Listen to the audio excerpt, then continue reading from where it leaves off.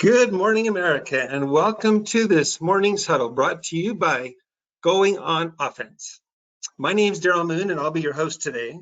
Thank you for being with us, and we hope you will join the conversation. We have a wonderful guest panelist with us today to talk about helping our marriages and relationships thrive through this pandemic. We hope you will participate and share your ideas and suggestions and make this a conversation. We're holding these huddles every Monday, Wednesday, and Friday in an effort to be supportive to those who may be struggling, but also to brainstorm and work together to share creative ideas to inject hope and optimism where otherwise there may be doubt and despair. I do want to remind the listeners that this is not a forum to vent or criticize or complain. There are four primary purposes of these huddles: to support those struggling, to brainstorm strategies to help, to promote resources, and to engage collaboration. Now, to introduce today's guest, it's my pleasure to introduce to you Darren Elkins, licensed marriage and family therapist and a director at Blomquist Health Solutions, an employee assistance program in Salt Lake City, Utah. Darren received his master's degree from Utah State University. He also holds two bachelor's degrees, both from University of Utah, one in psychology and the other in family and human development. He serves on the board or as a board member for the Utah chapter of the American Association for Marriage and Family Therapy. I'm going to invite Darren to take a few minutes, 4 or 5 minutes, to introduce himself and to share a comment or two about today's topic. But before I do, I want to invite you to participate in today's conversation. If you're willing to share your thoughts or ideas, just raise your hand on the control box at any time during the huddle, and we'll turn on your audio so you can participate. Or send in your thoughts or comments through the questions box on the control box. Darren, would you like to take a few minutes and introduce yourself? Love to. Thanks, Darrell. Thanks for having me. It's nice to be with all of you this beautiful Monday morning. It's really nice day, and so I appreciate the opportunity to talk with you about something I'm very passionate about. My background, as Darrell said, I am a licensed marriage and family therapist. As many of you may know, there are different ways to become a mental health counselor, different avenues that really kind of take you to the same place, in that a licensed counseling, a licensed clinical social worker, a marriage and family therapist, a certified mental health counselor. There are different avenues to help people in the mental health field. There's psychiatry, psychology. I knew I wanted to do something a long time ago, probably in high school, along the lines of in the mental health, just to help people through their challenges. It was something I could see that was going to be my life's calling.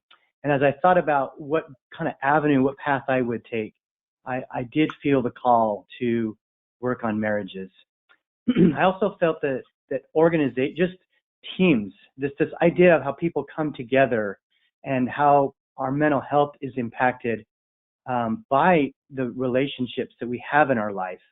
That idea really shaped my early thinking and became something I was passionate about. So this idea of systems theory, that everything is that as an individual, I am not just a product of my own psychology. I am the product and also the contributor to everyone else's experience and their outcomes and their own satisfaction. So that's why I was passionate about doing licensed marriage and family therapy. And this opportunity to work with Blomquist Health has brought so much of that together for me, because in addition to working with families, I get to work with organizations. I spend a lot of time working with companies and their teams. So I just love this idea of how we are impacted and how our own happiness and success in life comes from our relationships. It's very difficult to stay above and be happy and successful when our relationships are struggling. We can do that, and we can actually bring those up when we are a positive force. But it's important that we address those relationships directly and not just ignore them as a part of our well-being. So that's where my background comes in, and I really enjoy this topic today, because I think that it's important as we're going through this challenge right now. It's really been a crisis for a lot of people in how the relationships look, both at work and also at home. But it's also an opportunity for a lot of people.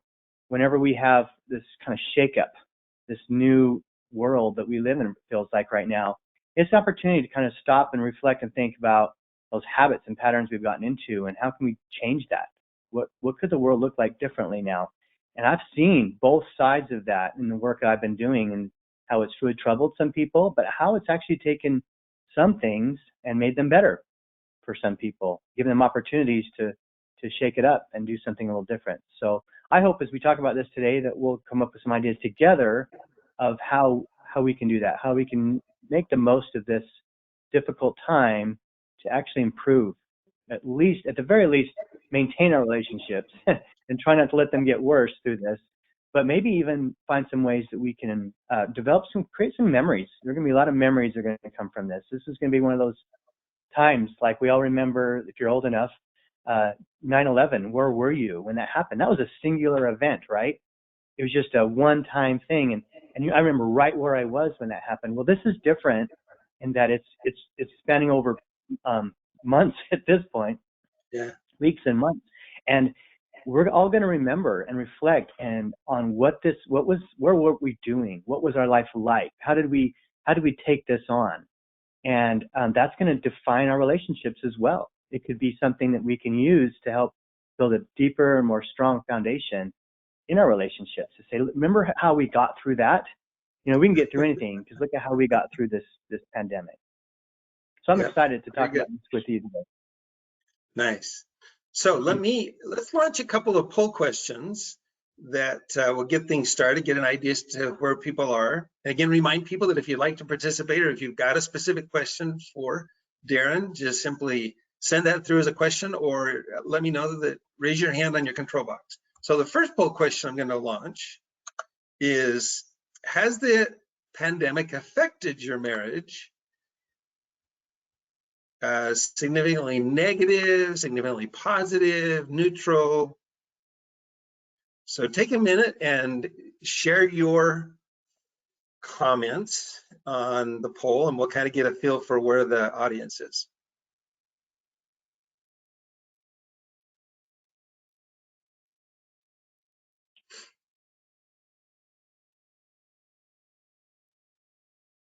We got a few coming in, but I encourage those that are attending to jump on and participate and give us your thoughts. Looks like mostly it's about the same. Most people are putting in about the same. We'll give everybody just a couple more seconds to finish up. I'll close it and share it. As you can see, 83% said it was the same. We had a few people say it's been significantly positive. It's been a good thing. So that's good. That's good to hear. I'm going to hide that. Yeah. Now we've got another poll question for you. Of the following areas, which are stressing your relationship the most?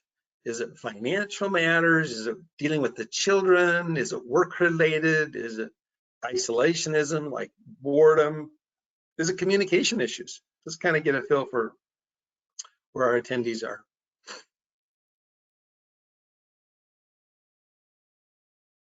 Still coming in.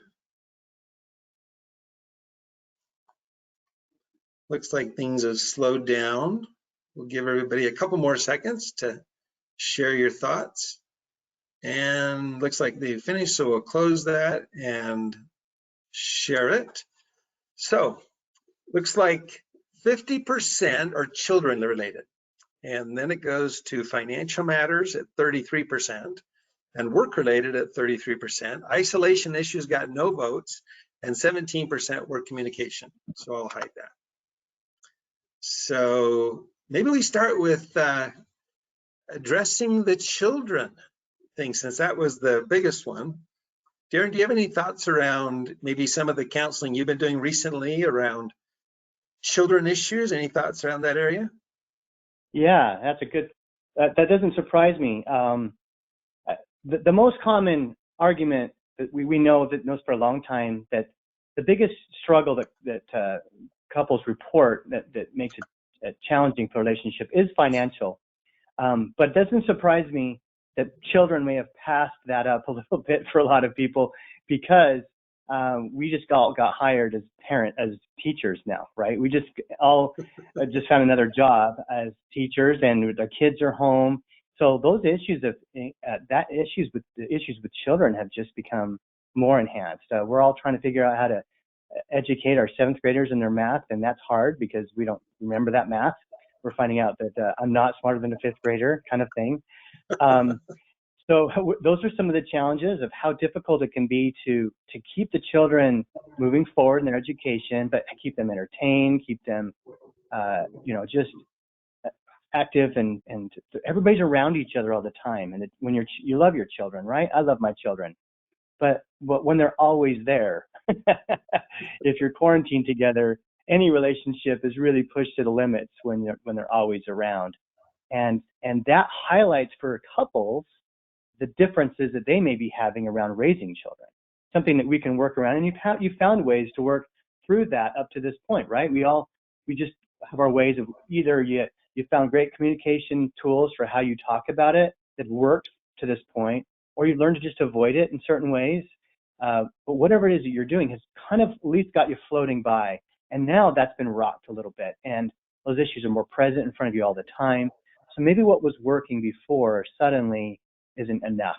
I see that in relationships a lot. That, we know that, for example, couples in struggling relationships don't necessarily have worse communication skills than other couples. That was kind of an interesting research study that showed that, contrary to what you might think, couples in struggling relationships don't necessarily have worse communication skills. What they may have challenges in are the issues that lead to those communications. So they may be having troubles in all these different areas of their marriage, and those communication skills that everybody else has aren't enough. If you're in a happy marriage, you may not need the best communication skills because you don't have high conflict things to work through. When you're dealing with the children being at home, working through the challenges of again, teaching them and all the new things that are happening here, all of a sudden it feels like what you had going on before isn't enough. So this is probably a time to dig deeper and find better skills than what you had before to get you through this challenge. Very good. We'll talk a little bit about finances then. You brought up that normally finances are often a challenge within couples. Give us your thoughts about just what are some effective tools to use to get through the financial stresses and issues. Yeah, financial's always been a tough one, right? Even if you're doing well financially, it's not just when things are tough, because we all know that no matter what your income looks like, there's always places to put your money, and there can be disagreements about that. Money represents more than just exchange of goods and currency. Money represents so many things that, when you think about, hit the core issues for us individually and as people. Money can represent power, right? Money can represent power, and so how money is used in a relationship represents the distribution of power and freedom and options and those kind of things. It also represents sometimes coping. And if your relationship is struggling, sometimes you do this thing called retail therapy, right? Where it's like, let's go buy a boat together and we'll feel happier about our marriage, and we do for a minute until the bills start coming in, and now we have a problem with our financial challenges. So even just smaller purchases can become a way that we try to cope with. We do that individually, we do that in our relationships. So money can represent some of these other things in a relationship, then becomes a problem, because if we're not on the same page about how we're going to spend our money, or now we're having challenges with our cash flow because we've overspent, or we have differences of values about what it means to save. Maybe we're not even in debt, but I think we should be saving for this, and you have a different idea about what that looks like, how we should be putting our money for our future. Is it in real estate, or is it in our 401k? And these things are powerful for people, and so it does cause a lot of conflict. And then when you add to that the financial challenges of this problem we're having right now, significant amount of people are being laid off. I don't know what the numbers are now, but I know they projected as many as 40% unemployment at some point during this. Even if it's temporary, in furloughs, or in just in the worry of it, even if your financial situation hasn't changed at all yet, but just the anticipation and concern. We're all concerned about what this means for our retirement funds. There's nobody that's not being impacted by this, right? Financially, in some way, some much more than others. But that's going to be a stress. And so the financial part is its own challenge. But you add the stress to it, just stress of its, any kind of stress, financial, children, any aspect of life. When you have stress, your ability to cope with your relationships and just life gets reduced, right? We know that stress has that impact. I'm sure these great seminars you're doing, these meetings, that's been discussed quite heavily, that stress is that the American Medical Association calls #1 health problem in America. And it's because it impacts everything else. So that's financial stress, stress with your children, all these things playing a toll, and you're just not your best self. You're just not your best self to handle anything. And so your relationships suffer because your better skills, the better ability you have to communicate and work through challenges gets challenged a little bit because you're not in your best frame of mind. So Darren, share with us some of the things that you counsel couples to do to improve, to handle the children issues and the financial issues, and to improve the communication, particularly when they're in a more stressful situation like this. That's a good question. Yeah, because it's one thing to highlight all the challenges, but it's all together a different thing to try to find out how to overcome them. First, I would say the recognition and acceptance of what you're in. That it's when we reject our experience, our feelings, and feel this sort of should thing, like I'm supposed to be. I look at my neighbors and how great their marriage is, right? And that's their Facebook marriage, by the way. Who knows what their real marriage looks like? But look at how great everybody else is doing, or even just look how poorly everybody else is doing, and that can make you feel bad too. Either way, we have this expectation that we carry around with us. And we know from all the research that's been done, if you follow the Gottman Institute and some of these research institutions, that the expectations you carry into it play a huge role in defining your satisfaction. It's when you expect there to be annoying experiences between you, the frustrations and all these things that we normalize that, and we don't let it make it worse. I'm going to give you a little analogy here. We know that the #1 cause of a panic attack is the fear of having a panic attack. Isn't that interesting? Look at that it takes a while to get your first panic attack, but once you get one, that fear of having one causes you to start having a bunch more. When you think about what that means for everything else in life, that it's often our anxiety about our anxiety, our fears about our fears, our depression about being depressed, that actually make it worse. So the first thing to do is, whatever your marriage looks like right now, just accept it. You came into this pandemic with a marriage. You're not just starting now, and it had its great things. So hopefully some resources that have prepared you for this, right? But maybe it's also giving you some real challenges, and we just need to accept, to start by just saying it is what it is, and I come to accept that. That's kind of like a first step. I think it's really important, because if we don't do that, then all the work we do after that feels like it's not building. It's just trying to. It's a negative focus, right? When we can just accept we are where we're at, and let's just make it better. Let's just go up from here. I think that gets you in the right mindset to make your relationship better, and it leads to compassion. I accept right now you and we frustrate each other, but that's okay. That's our history. I can have compassion that we're gonna hear each other out, and we're gonna work our way through this.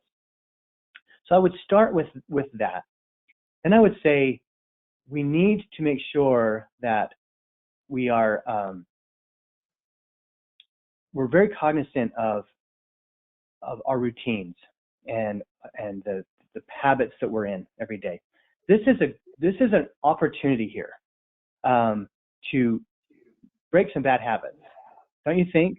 I mean, we can take this opportunity. I know for me, the inability to get into work the same way, all the changes that have happened have forced a lot of people to rethink their habits. It's like we've all been kind of sleepwalking, and now all of a sudden we can't do that anymore. Every day you feel like you have to invent it a little bit, right? You have to create the day.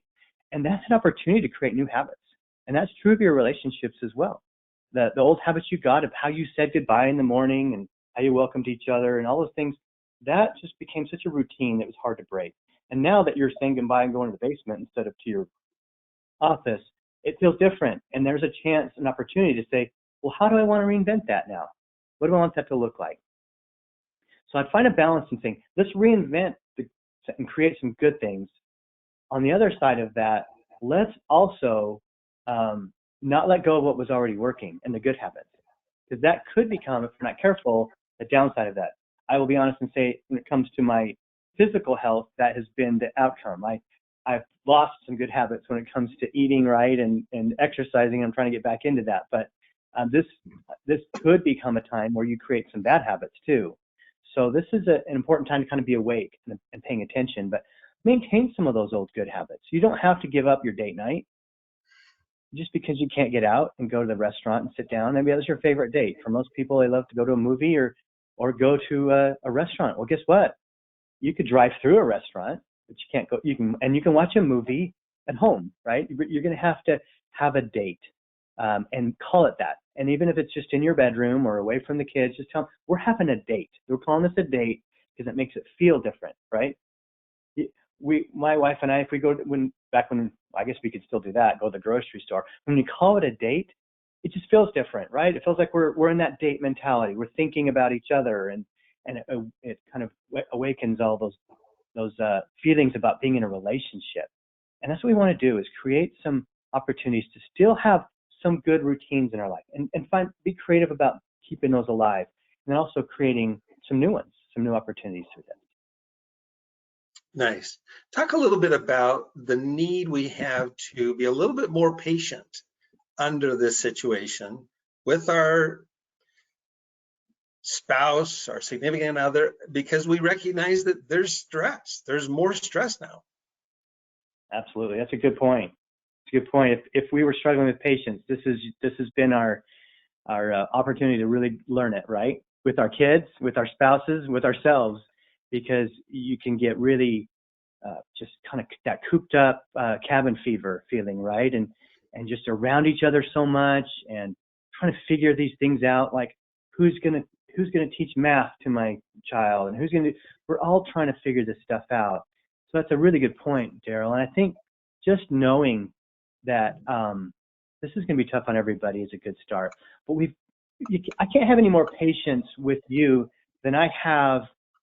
Let me put it this way. This whole thing, the analogy I use a lot when I look at a relationship is the three-legged race, right? If you've ever run a three-legged race, you know that in order to compete and do it well, you've got to have a strong leg in the middle that's working together. And we think about that a lot when we look at relationships. Like, how strong is that leg? How closely coordinated are we? Are we in sync with one another? And we know that, and that's the relationship. But the other legs are important too, right? And that's the me and the you. We each have our own individual leg. And without any one of those three parts working effectively, we're dragging or spinning, one or the other. And so we've got to address all of them. I can't be patient with my wife if I am just kind of emotionally a wreck. I can only do so well at that. So I've got to have my own personal well-being. We still have to take time to ourselves. That may be hard, and if you're in a small home with 6 people in it, but we still got to do that. We got to take care of ourselves first, like they tell you to do when you're in the airplane with the oxygen mask. Like, you got to really make sure you're in a good place. And when I'm in a good place and I do my things, whatever it is individually I do to make sure that I'm in a good place, now I have better resources. I'm able to be patient a little bit better. I'm recognizing that this is stressful, and I can be patient with the things that are happening coming from you. And then when I need to, know your limits, because we all have them, right? We talk about patience, but regardless of your ability to be patient and all the resources you have, everyone has their limits. And we need to know that. We need to know that I'm at the end of sort of my patience. And we know that that it's so much easier to ruin a relationship than to make one better, right? It's really easy to break something down. Buildings can be knocked down in a day, right? It takes a Mhm. long time to build them up. So the number one rule is the same number one rule that physicians have, which is do no harm. So this idea of patience can sometimes be, I'm at a timeout point here. We need to walk away, right? We need to just go to our separate corners of the house and just get ourselves in a better place to finish this conversation, because it's not going well, and we're about to do things that could get really ugly and actually do a lot of damage. So sometimes patience can mean knowing you don't have any more. I don't have any more Yeah. patience. I'm at the end of that, and I need to go get some more. I need to go take care of myself so that I can come back and have more resources, more patience, more love and compassion, and the things that are required to make a relationship work. Great. Let me remind those who are attending that they're welcome to send in questions to Darren that he can address, or be willing to allow us to turn your mic on and you can bring those. Talk to us a little bit about the importance of carving out alone time. We've talked about carving out together time. We'll talk a little bit about the importance of carving out alone time. That's a good question, and I want to highlight there. We know there's a couple of touch points that are really, really important in your togetherness time, and this predates all of this, but this becomes more important than ever to focus on it. We know that just like a good meal, the most important bites, the bites that define the meal, are the first ones and the last ones, right? If I had a great meal, but the last, I waited and saved the Brussels sprouts to the end, I might not have as good a memory of that meal. Or if it started off poorly, if you've ever had a meal that just it didn't start well. That's kind of true of all our experiences in our relationships with our spouse. You want to start it right and end it right, and then that helps the middle work out. So the transition times, it's the coming home. Now, when somebody's like, coming home, what's that mean? I haven't left the home in days, but it's the hellos, it's the first moment. So it might be in the morning when you start your morning, or it could be, and then the goodbyes are when you're going down to the basement to go to work. That 5 minutes before, as you first see them, and the 5 minutes before you leave them, go a long way to defining the experience and creating the experience. But coming to the point more of what you're making, then how do we carve out that time for each other? Like I said, let's keep building on what was working. If you had a date night, keep doing it. If you didn't, here's an opportunity to start that. We need to carve out some time. And that can be difficult when you're working from home. I don't know about you, Darrell, but I've noticed that home, I feel like I'm always at work now.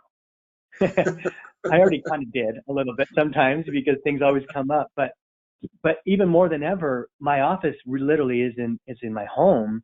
And so it can be easy to feel like you're never really, I mean, there's some advantage to that too. It's nice that when I'm at work, I can go outside and see the family. Isn't that great? You know, I go have lunch with them. I normally work, my office is normally a 45-minute drive away from my home. So I don't have a lot of opportunities to do lunches and things with my family. This has been great for me to be able to walk out and have lunch with everybody and be together for a minute. So that's been nice.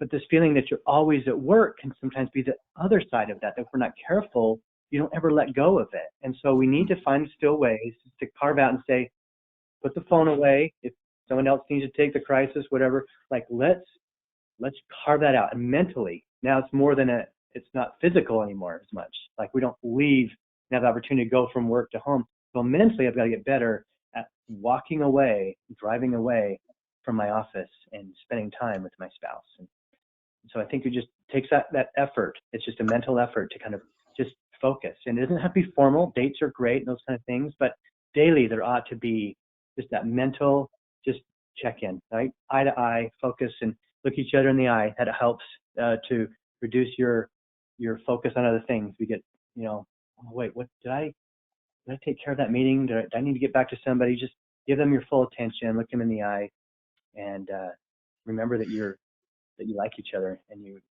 enjoy each other's company. Nice.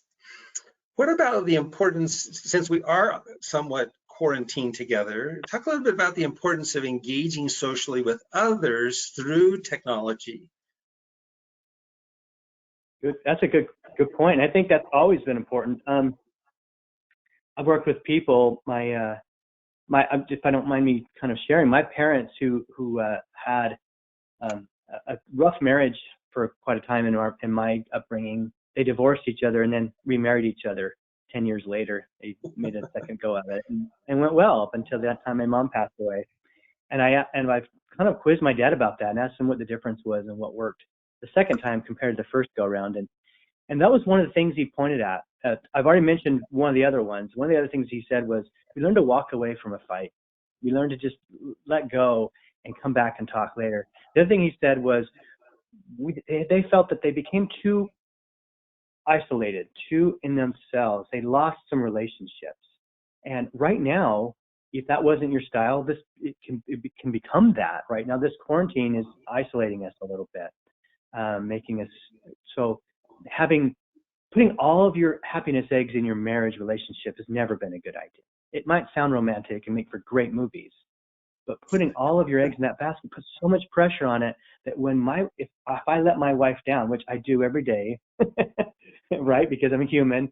If I let her down and she has all of her eggs in the Darren basket, then that's just a lot at stake, and she can't handle that, right? She wouldn't be able to handle that. So she doesn't do that. She has to go out and have other relationships, other friends and things, so that when I'm letting her down, I'm not being perfect, then she can look at it and say, that's frustrating, but I have other things too. Like, it keeps you balanced a little bit. It actually allows you, ironically, to be more emotionally invested in your spouse. It's just too dangerous to totally emotionally invest in my spouse if all of my happiness depends on it. It's just too dangerous. So I actually hold back. Ironically and kind of paradoxically, if I have other things in my life that keep me healthy and whole and other relationships, I can take greater risk emotionally with her and be closer to her, because the rejection isn't going to be quite as broad and deep for me. I have other things I can fall back on. So it actually improves our relationships. We can be closer to one another when we have other things that, by the way, just make it more interesting. I mean, if you don't have other things going on in your life, what are you going to talk about, right? I mean, so it's nice to have other things that my wife right now is going through school. She's learning medical assisting, and it adds to the conversation. She has some interesting things to share about what she's learning, and it adds to our relationship, makes it more interesting. So it's very important. And by the way, this opportunity, this time we're in, I've seen, I have a client, and I won't share anything enough personal enough that you would know who this is, keep it confidential, but this is a client who originally, before this pandemic, came to me, and his major concern was he was isolated. He felt isolated. At this time in his life, he's a very social person, but because of job circumstances and moving around, doesn't feel like all his connections have been lost. Doesn't feel close to people, and he's feeling lonely, and that was really impacting him. His work was going really well, and he had really kind of had stabilized, but his personal social relationships were struggling. I watched as this has occurred, and I've continued to see him through this, something has transitioned. He's actually now feels like he's closer to people than he's been in a long time. Really? Because all these other people who've been sleepwalking through life, all of a sudden now want to talk to him, because, these friends he thought he'd lost, all of a sudden now he's doing FaceTiming with them every day, and all of a sudden his relationships, ironically, right, it took a quarantine. I've seen the memes out there that show like I didn't even know who my neighbor was. All of a sudden during this quarantine, I've gotten to know them better. I'm interested, like it's actually brought people together. And hopefully that's been your experience as well. And for him, ironically, it's his work now that's more challenging. Even though he's working from home, you think that sounds easier, right? We've all figured out and learned that working from home is not necessarily easier. So hopefully some of you are taking the opportunity to connect. There's creative ways you can do that, right? There's platforms like this and Zoom, and there's even fun ones like we play in my extended family. I have 6 siblings, so it's a big, loud family. And we get on this app called House Party, and it's free. And you just get on, and it's like a Zoom where you can see each other. And there's trivia games and games like one's called Guacamole and Chips, where you're just playing games to kind of pick each other's answer, which one fits the best your card. And so there's different ways that we can connect with people. It's frustrating when it's not as personal and together as you could be. I miss my dad. I haven't seen him physically in person for a while now, but we talk a lot more on the phone than we used to. We talk more, and so there's opportunities to find new ways to connect to people, maybe old friends you haven't in a long time. I find too, don't you find Let that me invite this is bringing out I'd say that the sense of humor I've seen in people, like there's a lot of funny people. The way people are handling this is pretty funny. That's true. You know, some of the memes out there and videos and things I've seen. That's true. Again, I want to invite the audience. We have a number of people on the call. Would love to get your questions for Darren. But Darren, talk a little bit about the importance of exercise and staying active while we're kind of cooped up, maybe in a non-active environment, in a quarantine or in our home. Talk a little bit about the importance of still getting activity and exercise when it comes to enhancing a marriage and relationship. Yeah, well, now you're like I said before, you're touching on a point that's been a letdown for me. I was pretty dependent on the gym for my exercise. I think I really like the gym.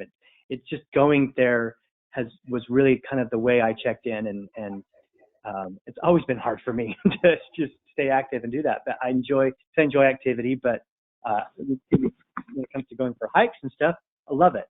But some of those things have gotten difficult, right? The ways that we exercise have been challenged, and you know, the gym is closed, and if you don't have a personal home gym, then you might feel like it's harder to do, but never, our bodies still need the exercise, and maybe more than ever. Wouldn't you think that maybe more than ever we need to be healthy? So I went for a nice, because some of the restrictions have allowed for it, and we went for a nice hike last Saturday, and it was awesome. It was great, just the sunshine, the getting up in the mountains, cooler air, and just the activity.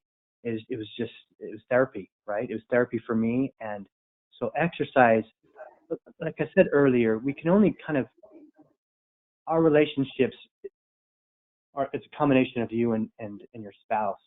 And it can only be as great as what you put into it. And if you individually are struggling, then what do you have? Sometimes we want our relationship to pull me out of it, like my funk, right? If I'm depressed, anxious, stressed, I want my partner to be the source of pulling me out of it. But if they're in it too, there's no pulling involved. We're both down in it. How do we get out of that and get above it? We have to individually sometimes find our strength, right? Our resources. And we know that there's a 47% reduction of depression symptoms for people who exercise. It's what some call the 30-minute miracle every day that changes almost everything else in your life. And so if you're not exercising, we're limiting how good it can get, right? It puts a cap a little bit, you know, sleep, exercise, good nutrition, that good personal well-being, those things that we do, our relationship can only, you know, reach the level of what we have to put into it. And so we are better at contributors to our relationship when we're doing well, when we're exercising and eating right and just healthy in general. Talk about the importance of having a hobby. You know, if you've got relationships and family and you've got work that you're focusing on, talk a little bit about the need for an outlet or other activities like hobbies in our life and how that enhances our relationship. That's great. That's a good example of how you can insert a hobby into any of those legs, right? It's a three-legged race. A personal hobby is a way of making myself happy and a better contributor to my relationship. But a joint hobby is another great opportunity, right? Mm-hmm. If you like to garden together, what a great way to spend time. You see that even if one of the things that we know about struggling relationships is we do it wrong when it comes to the math, okay? What we know is that the most important factor going into a conflict isn't the communication skills you have. It isn't all these other factors we think about. It's the attribution of goodwill you have for your partner. Well, it's that feeling of goodness you have, because it unlocks in me the happy room between us. So if you say something I don't like, I'm more likely to give you the benefit of the doubt because I have this attribution of goodwill. I have this good feeling about us. So even if it's a hard conflict kind of this, topic, then I'm going to do better. I'm going to use my best skills because of that. So these things like hobbies and just good self-care put us in that state. And especially if it's joint, right? Where we get the math wrong, where we do this wrong is when things start to struggle in a relationship, what's the first thing you give up? It's all of that fun togetherness because you don't want to be around them. And so you only come together to have arguments and talk about problems because you have to. You can't avoid it. We have to talk about Jimmy's homework. That's something we have to talk about. So we avoid each other until it comes to the hard things. That is really bad, like, algorithm for your relationship. What we need more of, it seems counterintuitive, we need more easygoing, fun things between us. We need to be reminded that we like each other, that things aren't always about hard things, right? So we enjoy going for walks or putting puzzles together or building a garden or exercising or whatever it is that it's a fun hobby between us, because it reminds us and puts us in that happy room together, and it feels this feeling of commonality, and just hobbies on their own help us just to feel good. But when you do it together, it builds a relationship. Darren, are there anything that you've seen or things you've seen recently during this last 3 or 4 weeks or 5 or 6 weeks that have come up in some of the counseling you've done between marriages that are very specific to this stress associated with this pandemic that we haven't addressed? Yeah. Or some that you want to emphasize? Yeah, I would say that the interesting thing is that because of, I think we're entering a new phase here, because you may have noticed that at first it was so new and just interesting every day. It was like, I remember they'd have a press conference, be like, we're thinking that we're gonna have to do something different with the schools, and we're probably gonna have to. I remember sports is a great example. Remember sports? They said, at some point we may have to do this in front of no audience, right? Like, we're gonna have a basketball game and no one's gonna be there. And instead, like, the next day, like, never mind, we're canceling basketball altogether. Like, things happen so rapidly, and we all kind of just hanging on. And at first it was like, it really challenged, in the relationship challenge, it was, how good are we adapting to new things? And some people are really good at that. Some people struggle. And so that was the challenge. Right now that things have gotten into a little bit, it feels like that was forever ago. It feels like this has been the norm now. Like some people said, March was the longest year of my life, right? And April's following and getting longer. And so we're starting to feel like this is the normal now. I mean, hopefully that's not going to be too much longer. We're hearing about some getting back into places opening and stuff. But now the challenge is how good are we enduring, right, some of these challenges? Because it comes back to patience. You said, like, some things just might have to be there for a little while. And the recognition that it impacts, you say, which areas are the most different? All of them.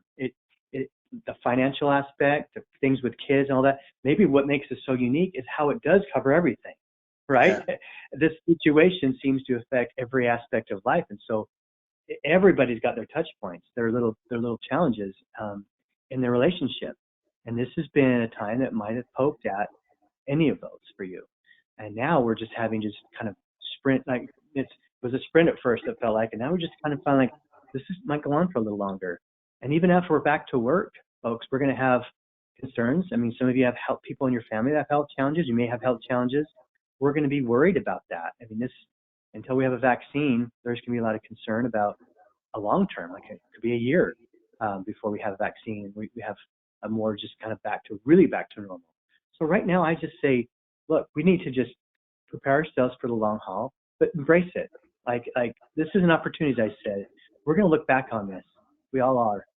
And you want to look back and say, man, I went to sleep at the wheel and I just didn't handle it. And I just kind of fumbled and just was grumpy all the time and just kind of vegged out and just lost myself. Or do we want to say, I really rose up to that.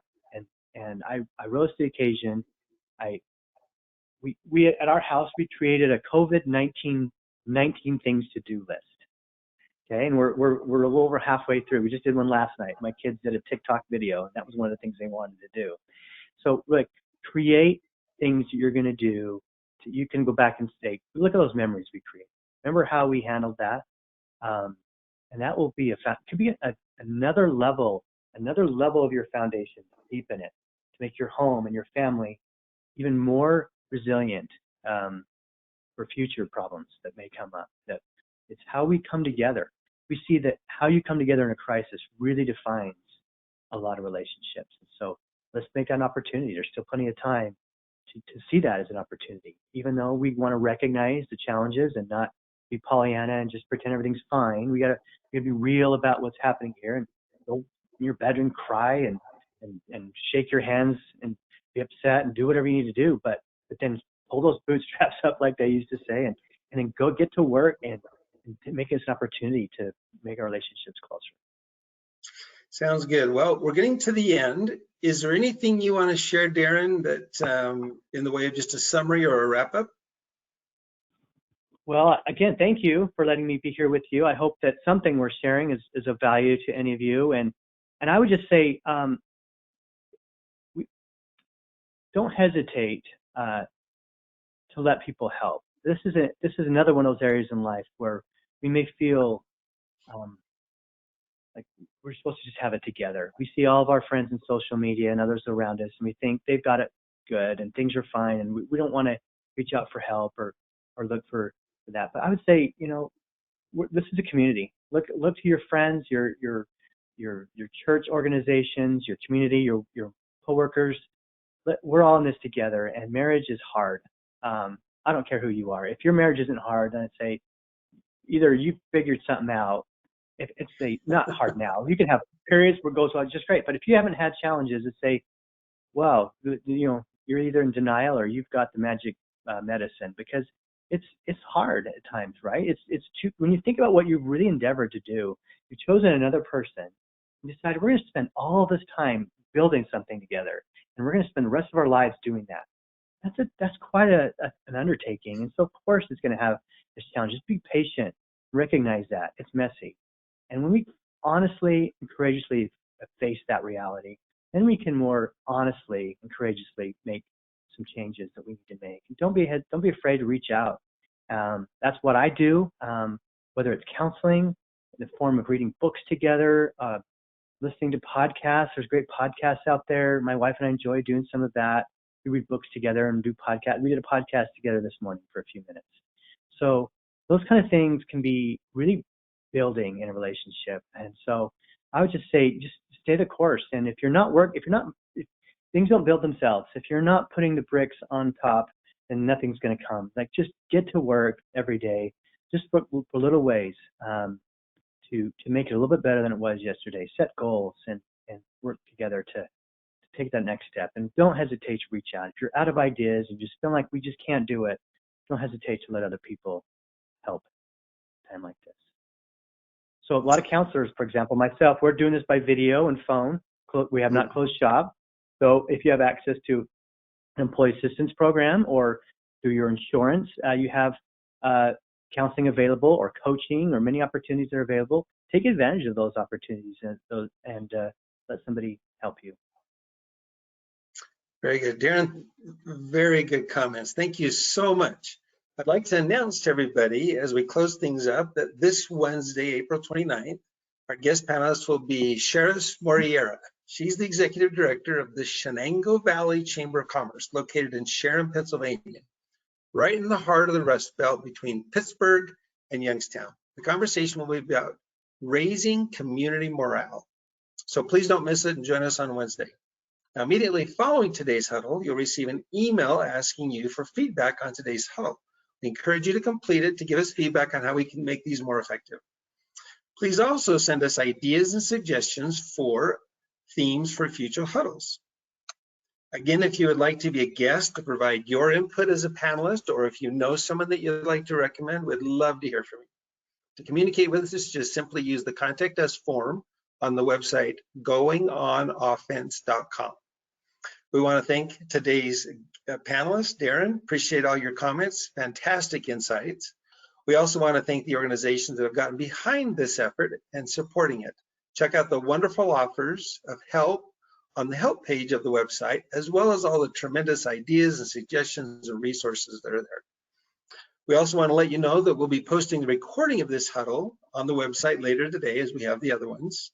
And to close today's huddle, I'd like to share with you a music video that Neil Diamond did recently, where he sings Sweet Caroline to new words, encouraging us to wash our hands.